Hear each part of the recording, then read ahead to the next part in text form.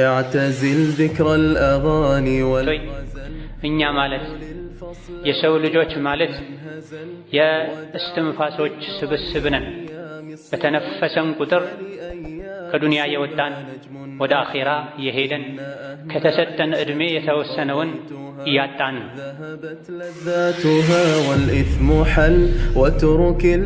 ዱንያ ላይ የምንኖረው ለግብ ለዓላማ ሊሆን ይገባል። አዋቂ አስተዋይ የገባው ሰው ማለት ወደ ዱንያ ለምን እንደመጣ አውቆ ዓላማውን ለማሳካት ደፋ ቀና እያለ የሚኖር ሰው ነው። የከሰረ የተዋረደ ያልገባው ሞኝ ሰው ማለት ደግሞ ወደ ዱንያ ለምን እንደመጣ የማያውቅ ሰው ነው። ከዱንያ ሲወጣ ወደ አኺራ ሲሄድ ድሃ ሆኖ ባዶ እጁን የሚቀርብ ሰው አላህ ፊት የሚቆም ሰው የሞኝ ሞኝ ይህ ነው። ለዱንያ ሲሆን 24 ሰዓት 25 ሰዓት ቢሰሩ ማይደክማቸው፣ ለአኺራ ሲሆን ለኸይር ሲሆን ለቀብራቸው ለነገ ህይወታቸው ሲሆን ግን እየቀፈፋቸው እየከበዳቸው የሰሩም እንደሆነ የሚሰሩ የአኺራ ጉዳይ ሸክም የሆነባቸው ዕዳም የሚመስላቸው ሰዎች አሉ። የዱንያ ቤት ምንም ብናሳምረው መፍረሱ አይቀርም። የዱንያ ሀብት ምንም ጥረን ግረን ብንሰበስበው መበተኑ አይቀርም። ባይበተን እንኳ ወደ ወራሽ መሸጋገሩ አይቀርም። የኛ የምንለው ዛሬ እዚህ ዱንያ ላይ ሆነን ወደ አኺራ የሰደድነው አስቀድመን የላክ ነው፣ ኸይር ላይ ወጪ ያደረግነው። ዱንያ ላይ ያለ ትልቁ ደስታ እውነተኛው ደስታ የተፈጠሩለትን ዓላማ ለማሳካት ደፋ ቀና ማለት ላይ ነው።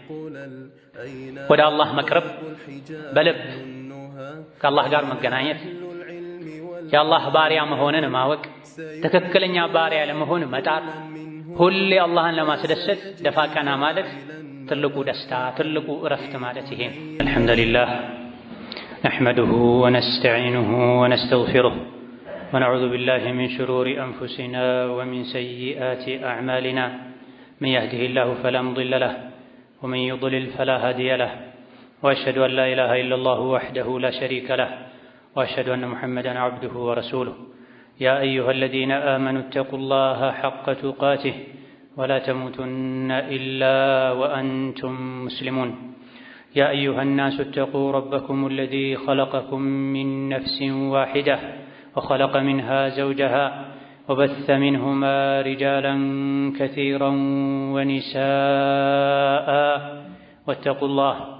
واتقوا الله الذي تساءلون به والأرحام إن الله كان عليكم رقيبا يا أيها الذين آمنوا اتقوا الله وقولوا قولا سديدا يصلح لكم أعمالكم ويغفر لكم ذنوبكم ومن يطع الله ورسوله فقد فاز فوزا عظيما أما بعد فإن أصدق الحديث كتاب الله وخير الهدي هدي محمد صلى الله عليه وعلى آله وصحبه وسلم تسليما كثيرا وشر الأمور محدثاتها فإن كل محدثة بدعة وكل بدعة ضلالة وأوصيكم ونفسي بتقوى الله يا عباد الله فاتقوا الله تعالى حق التقوى يا الله باروች ሆይ አላህ ያዛችሁን በመታዘዝ የከለከላችሁን በመከልከል ሁሌም በሁሉም ጉዳይ ላይ በሁሉም ቦታ ላይ ጌታ አላህን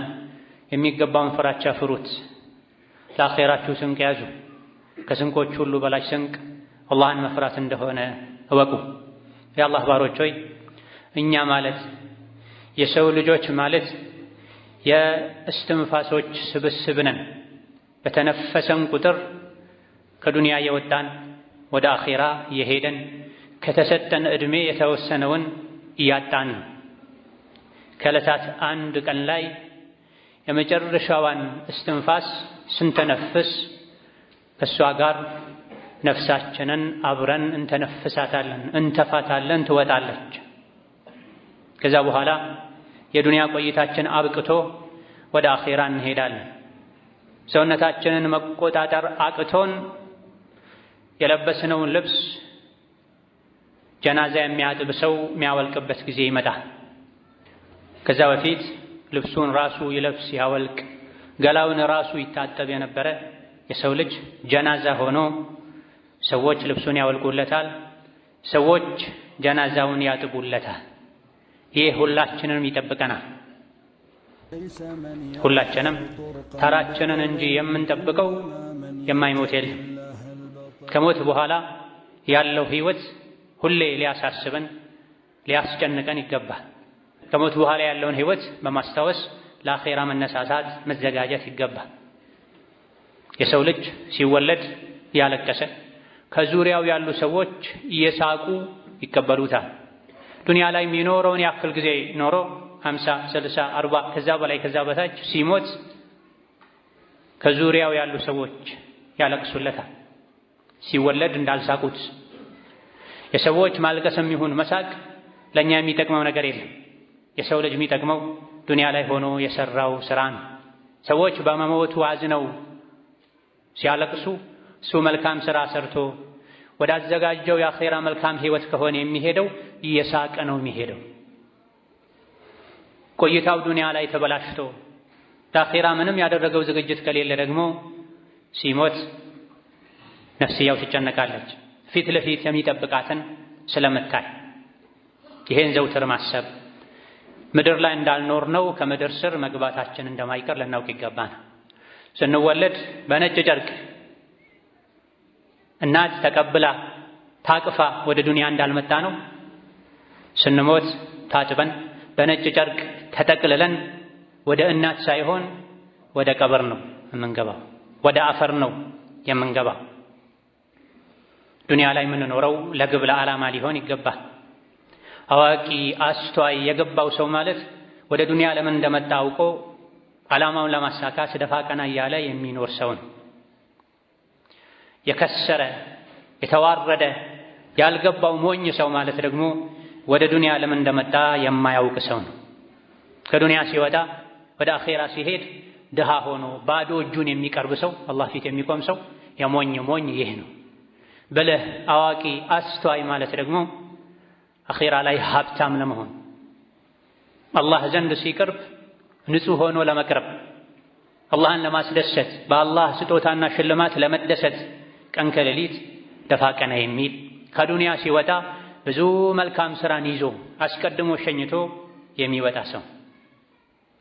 ብዙ ለምን እንደተፈጠሩ ያልገባቸው የሚመስሉ ሰዎችን እናያለን። የዱንያ ቆይታው ምን በላህ፣ ምን ጠጣህ፣ ምን ሰራህ፣ ገንዘብህን ከየት አመጣኸው፣ ለምን አወጣኸው፣ በዓይንህ ምን አየህ፣ በጆሮህ ምን ሰማህ፣ በልብህ ምን አሰብክ እንደሚባል ዘንግቶ ረስቶ ዱንያ ላይ እንደ እንስሳ እየበላ እየጠጣ ብቻ አካሉን ያደለበ ብቻ የሚኖር ሰዋል። ለዱንያ ሲሆን 24 ሰዓት 25 ሰዓት ቢሰሩ ማይደክማቸው፣ ለአኼራ ሲሆን ለኸይር ሲሆን ለቀብራቸው ለነገ ህይወታቸው ሲሆን ግን እየቀፈፋቸው እየከበዳቸው የሰሩም እንደሆነ የሚሰሩ የአኼራ ጉዳይ ሸክም የሆነባቸው ዕዳም የሚመስላቸው ሰዎች አሉ። የዱንያ ቤት ምንም ብናሳምረው መፍረሱ አይቀርም። የዱንያ ሀብት ምንም ጥረን ግረን ብንሰበስበው መበተኑ አይቀርም። ባይበተን እንኳ ወደ ወራሽ መሸጋገሩ አይቀርም። የኛ የምንለው ዛሬ እዚህ ዱንያ ላይ ሆነን ወደ አኼራ የሰደድነው አስቀድመን የላክነው ኸይር ላይ ወጪ ያደረግነው። ዱንያ ላይ ያለ ትልቁ ደስታ እውነተኛው ደስታ የተፈጠሩለትን ዓላማ ለማሳካት ደፋ ቀና ማለት ላይ ነው። ወደ አላህ መቅረብ፣ በልብ ከአላህ ጋር መገናኘት፣ የአላህ ባሪያ መሆንን ማወቅ፣ ትክክለኛ ባሪያ ለመሆን መጣር፣ ሁሌ አላህን ለማስደሰት ደፋ ቀና ማለት ትልቁ ደስታ ትልቁ እረፍት ማለት ይሄ ነው። ከዚህ አውጥቶ ከዚህ አርቆ ሸይጣን የሸነገላቸው የሸወዳቸው ያሞኛቸው ሰዎች አሉ። መጥፎ ስራቸውን ጥሩ አድርጎ የሚያሳያቸው፣ ማያስደስትን ነገር አስደሳች አድርጎ የሚያሳያቸው፣ ልባቸውን ቀልባቸውን ያደረቁ ባዶ ያደረጉ ከአላህ ያራቁ አካላቸውን ብቻ እንዲገነቡ ሸይጣን የሚገፋፋቸው ሰዎች አሉ። የሰው ልጅ ሰው የሚባለው በአካሉ አይደለም፣ በስጋው አይደለም፣ በነፍሱ ነው፣ በሩሑ ነው፣ በቀልቡ ነው።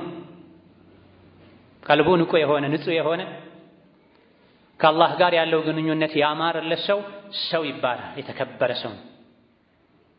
በተቃራኒው ደግሞ ውጩን አሳምሮ አካላቱን አደልቦ ልቡ ውስጥ ግን የአላህ ውዴታ የአላህ ፍራቻ የአኺራ ጉዳይ ከሌለ እሱና እንስሳት እኩል ናቸው። ኡላኢከ ከልአንዓም በል ሁም አضል ኧረ እንደው ከእንስሳትም የባሱ የከፉ ናቸው ብሏል አላህ ተባረከ ወተዓላ። እነዚያ የካዱ ይበላሉ ይጠጣሉ ይጣቀማሉ በዱንያ ጀሀነም የነሱ መግቢያ ናት ብሏል አላህ ተባረከ ወተዓላ። አካሉን ማደለብ ላይ ተጠምዶ ሩሑን የሚረሳ ዱንያውን ማሳመር ላይ ተጠምዶ አኺራውን የሚያፈርስ እንዲህ አይነት ሰው አይባልም። በሐቂቃው ውጩ ቅርጹ አካሉ ሰው ቢመስል ወደ ልባችን መለስ ብለን አካላችንን ምግብ እንደምንመግበው ሁሉ ልባችንን ኢማን ልንመግበው፣ አላህ የሚወደውን ልንወድ፣ አላህ የሚጠላውን ልንጠላ፣ የአላህን ውዴታ ከማንም በላይ ልናደርግ ልናስቀድም፣ አላህ የሚወደውን እየሰራን ወደ እሱ ለመቃረብ ልንጥር ይገባናል። ምን ወደውን እየበላን ምን መርጠውን እየለበሰን ብቻ ዱንያ ላይ ኖረን አኺራን ልንረሳ አይገባም፣ ልናፈርስ አይገባም። ዱንያን ለማሳመር የምንጥረውን ብዙ እጥፍ አኺራችንን ለማሳመር ልንጥር ይገባናል። ዱንያን ለማስተካከል የምንከፍለውን ዋጋ ብዙ እጥፉን ከፍለን አኺራችንን ልናስተካከል ይገባናል። ዱንያ ላይ እንግዶች ነን፣ መንገደኞች ነን። አንድ ቀን ከዱንያ መውጣታችን አይቀርም። በምን መልኩ ነው የምንወጣው? ሊያሳስበን ይገባል፣ ሊያስጨንቀን ይገባል። ዱንያ ላይ ጥሩ በልቶ ጥሩ ጠጥቶ ጥሩ ለብሶ ከመደሰት የበለጠ የሚያስደስት ነገር ዚክር ነው፣ ስጁድ ነው፣ ቁርአን ነው፣ ኸይር ላይ እጅን መዘርጋት ነው፣ ለአላህ ብሎ መዋደድ ነው፣ መስጂድ ማዘውተር ነው፣ አይንን ከሐራም ሰበር ማድረግ ነው፣ አላህ ያዘዘውን መፈጸም የከለከለውን መከልከል ዱንያዊ የተለያዩ አስደሳች ነገሮችን ከማድረግ የተሻለ ደስታን ይሰጣል። በተቃራኒው ይሄን ደስታ ያላጣጣመ ሰው የሚሰግደው ሶላት፣ የሚያደርገው ስጁድ፣ የሚቀራው ቁርአን፣ የሚያደርገው ሐጅና ዑምራ፣ የሚሰጠው ሰደቃ ከዱንያዊ ቁሳቁስ የበለጠ ካላረካው ካላኮራው አንድ ሰው ልቡን ሊፈትሽ ይገባዋል። ኸይር ስራ ላይ ማንጸናው ማንቀጥለው፣ ኸይር ላይ ማንሽቀዳደመው፣ ለኸይር ማንጓጓው የምንሰራውን መልካም ስራ ጥፍጥናውን ስላላገኘ ነው፣ ስላልቀመስ ነው። የመልካም ስራን ጥፍጥና ብንቀምስ መልካም ስራ በመስራት ወደ አላህ የመቃረብ ልምድ ቢኖረን ማዕናው ቢገባን ኖሮ ዱንያ ላይ የተለያዩ ደስታን የሚሰጡ ነገሮችን ሰርተን ለመደሰት ከምንጥረው በላይ ፊታችንን ልባችንን ወደ መልካም ስራ እናዞር ነው። ነቢዩ ዓለይሂ ሰላቱ ወሰላም ወጁዒለት ቁረቱ ዐይኒ ፊሶላህ ብላ ልቤ የሚረጋው መደሰተው በሶላት ነው ብላ ጭንቅ ሲላቸው ነገሮች ሲደራረቡባቸው ወደ ሶላት ነበር የሚያመሩት። አሪሕና ቢሃ ያ ቢላል ነበር የሚሉት። ይሄን ያልተረዱ ለስለስ ያለ ዘፈን ክፈቱልን፣ መናፈሻ ወዳለበት ውሰዱን፣ ጥሩ ሆቴል ወስዳችሁ ምግብ ጋብዙን እያሉ ደስታን ይፈልጋሉ። እውነተኛው ልባዊ ውስጣዊ ደስታ የሚገኘው አላህን ተባረከ ወተዓላ ለማስደሰት በመጣር ነው። አላህን ለመገናኘት በመጓጓት ነው። አላህን ለማግኘት የሚጓጓው ዱንያ ላይ ቆይታው ከአላህ ጋር ያማረለት ሰው፣ በቆይታው በህይወቱ አላህን ያስቆጣ ሰው አላህን ለመገናኘት አይጓጓም። የሚሰራው መጥፎ ስራ ይሄም ጉጉት እንዳያስበው ያደርገዋል፣ በሩን ይዘጋበታል። ምክንያቱም አላህ ዘንድ ምን እንደሚጠብቀው ያውቃልና በሰራው መጥፎ ስራ ምክንያት አላህን ተባረከ ወተዓላ ያገኘ አላህን ያስደሰተ አላህ ከሱ ቅርብ የሆነ ዱንያ ላይ ምንም የጎደለው ነገር አይኖርም። አኺራ ላይም እንደዚሁ አላህን ያገኘ ሁሉን ነገር እንዳገኘ ይቆጠራልና አላህን ያጣ ደግሞ ሁሉን ነገር እንዳጣ ነው የሚቆጠረው። ምንም ቢያገኝ ከዙሪያው ሰዎች ቢያጅቡት ቢከቡት ዱንያ በመዳፉ ስር ብትሆን የፈለገውን ስልጣን ቢያገኝ ምንም እንኳ ባይጎድለው አላህን ተባረከ ወተዓላ ማጣቱን የሚሸፍንለት ነገር ምንም የለም። መቼ ነው አላህን የምናጣው?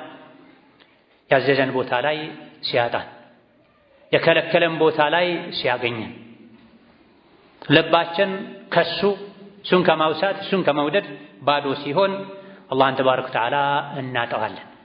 ሌሎች ነገሮችን ሁሉ አላህን በማግኘት መካስ እንችላለን። አላህ ግን በምንም አይካስም። አላህን ያጣ አላህን ያስቆጣ ከአላህ የተጣላ ይህ ችግር ያመጣበትን ክፍተት ምንም አይሞላም። አላህ ግን ከሱ ጋር የሆነ አላህን የያዘ ወደ አላህ በመቅረቡ አላህ የቀረበው አላህን አዘውትሮ በመማጸኑ አላህ ደጃፉን በሩን ከፍቶለት አቤት ባሪያ የሚለው ሰው ምንም እንዳላጣ ነው የሚቆጠረው። አላህ የሰበረውን ማንም ሊጠግነው አይችልም። ከአላህ በመራቁ ምክንያት የተሰበረን ከአላህ በመቅረቡ የተጠገነ ማንም ሊሰብረው አይችልም፣ ሊያጎድለው አይችልም። ቁል ሐስቢየ አላህ ዐለይሂ የተወከሉል ሙተወኪሉን አለይሰ አላሁ ቢካፊን ዐብደሁ። አላህ ለባሪያው በቂ አይደል እንዴ? አላህ በቂ ነው በል ተመኪዎች በአላህ ይመኩ ተብሏል። ለዲንም ለዱንያም ጉዳይ የአላህ ባሮች ሆይ ትናንት ከኛ የነበሩ ነገር ግን ወደ አኼራ የተሻገሩ ብዙ ሰዎች አሉ። ምን ይዘው ሄዱ? ምን ትተው ሄዱ? ከነሱ እኛ ልንማር ይገባን። የሞቱ ሰዎችን ጠጋ ብለን አናግረን መልሳቸውን የመስማት እድል ብናገኝ ኖሮ ምንድን ነው የሚመኙት? ወደ ዱንያ መጥተው ፎቅ መስራት፣ ቁጥራቸው የበዛ መኪናዎችን ግቢያቸው ላይ ማቆም፣ ስልጣን፣ ዝና ማግኘት ነው የሚመኙት? በፍጹም አይደለም። ወደ ዱንያ ተመልሰው ቢመጡ የሚመኙት ማሳካት የሚፈልጉት ነገር ቢኖር ሶላት መስገድ፣ ረዘም ያለ ስጁድ ማድረግ፣ ሌሊት ተነስቶ አላህን መማፀን፣ ለረጅም ጊዜ ተመስጦ ዚክር ማለትን፣ ቁርአን መቅራትን፣ እጃቸው የያዘውን ሰደቃ መስጠትን ነው የሚመኙት። አይደለም አኼራ ከሄዱ በኋላ እዚህ ዱንያ ላይ ራሱ ጣረሞት ላይ ያለ ሰው ረቢ እርጅዑን ለዐሊ አዕመሉ ሷሊሐን ፊማ ተረክት ነው የሚለው። ጌታዬ ሆይ እባክዎትን ይመልሱኝ። አላህን ያውም አንቱ ያለ ባክብሮት ጌታዬ ሆይ እባክዎትን ወደ ዱንያ ይመልሱኝ። ለምን? እስከ ዛሬ የተውኩትን መልካም ሥራ እሰራ ዘንድ ይላል።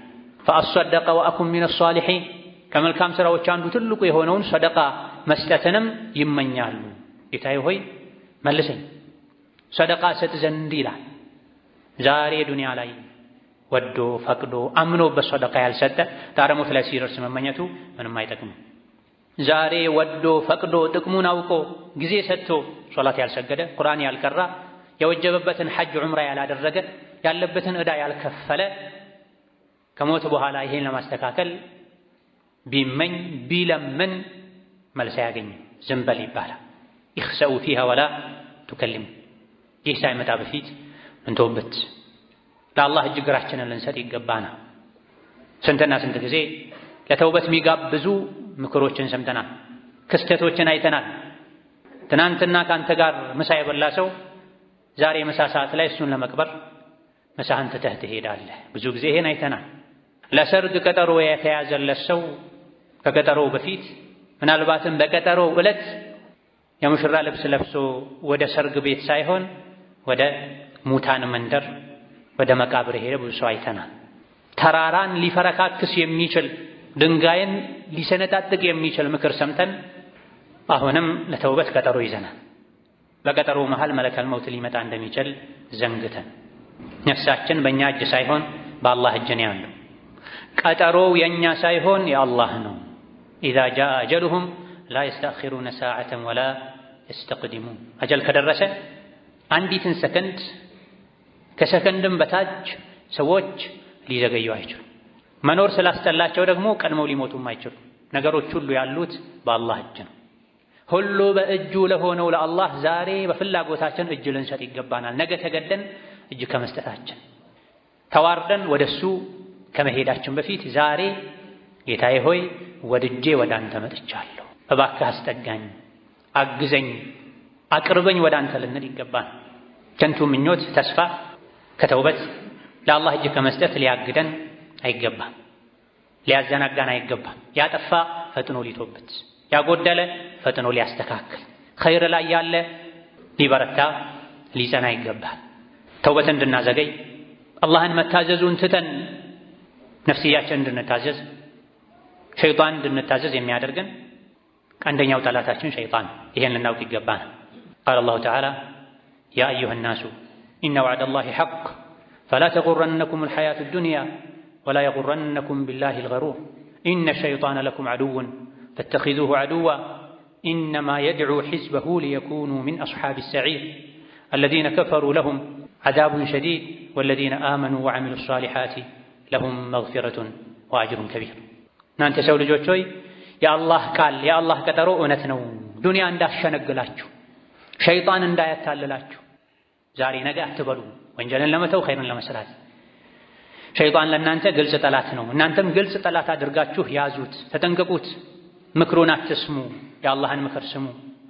ሸይጣን የእሱን ህዝቦች ብዱኖች የሚጠራው የጀሃነም ማገዶ እንዲሆኑ ነው፣ ጀሃነምን እንዲወርሱ ነው። ወላሁ የድዑ ኢላ ዳሪ ሰላም። አላህ ወደ ሰላሙ ሀገር ወደ ጀነት ነው የሚጠራው። ሸይጣን ደግሞ ወደ ስቃዩ ሀገር ወደ ጀሃነም ነው የሚጠራው። በምን? ኸይር እንዳንሰራ በማድረግ ሸር ላይ በማነሳሳት። እነዚያ የካዱ አሳማሚ ብርቱ ቅጣት አለላቸው።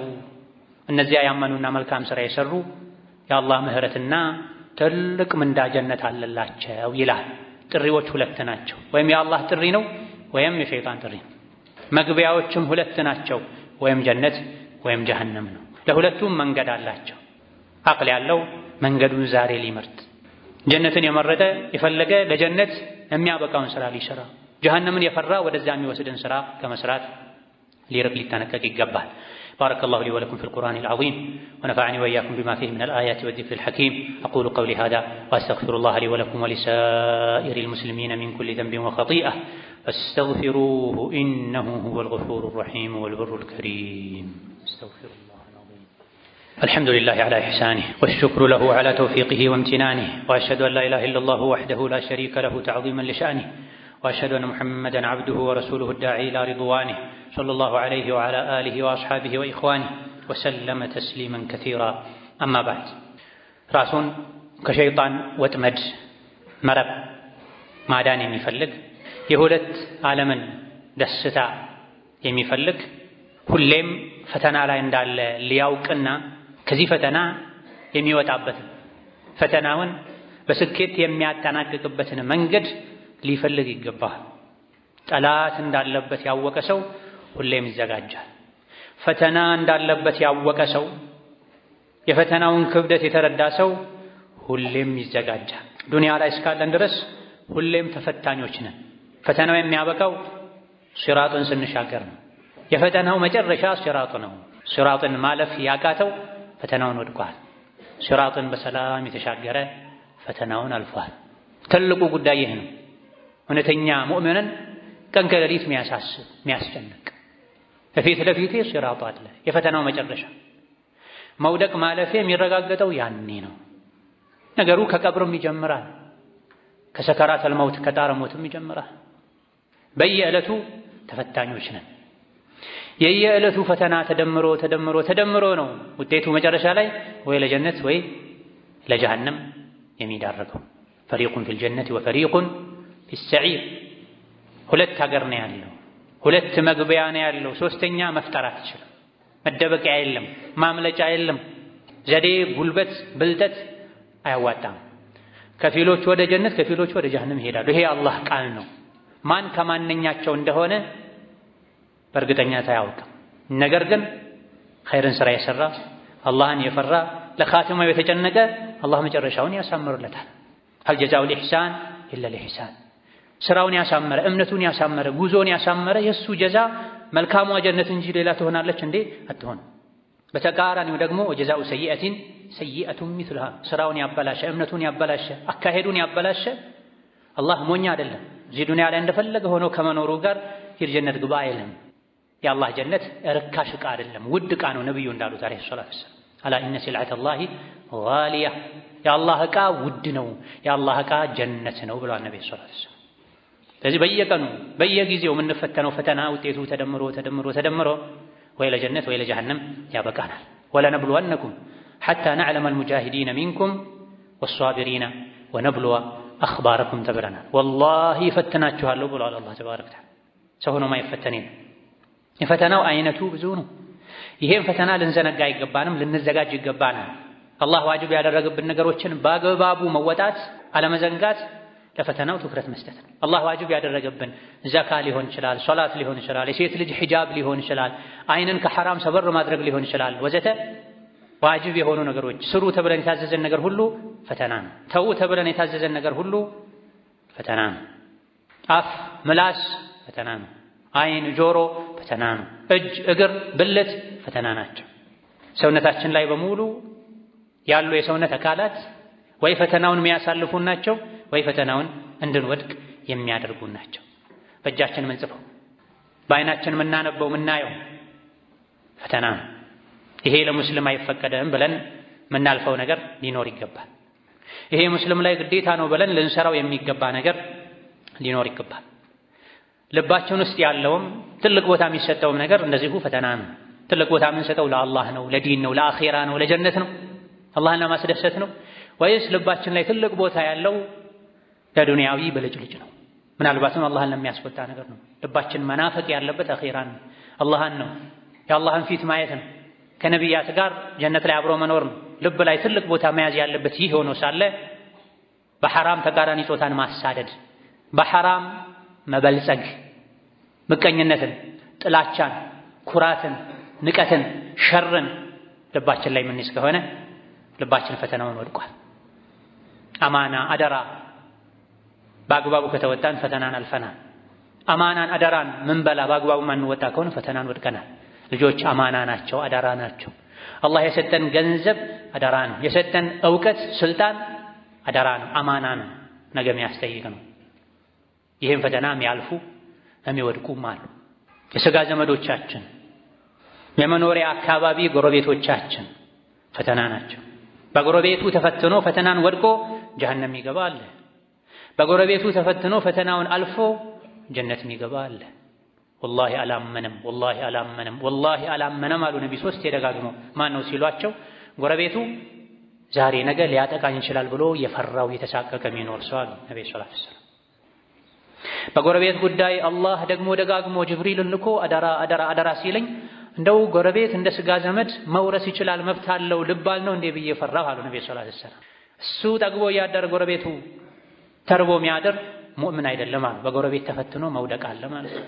ላ የድኹሉል ጀነተ ቃጢዕ፣ ዝምድናን ቆራጭ ጀነት አይገባም አሉ ነቢ ሰለላሁ ዐለይሂ ወሰለም። የሥጋ ዘመዶችን ሐቅ አጉድሎ ፈተናን ወድቆ ጀሀነም ይገባል።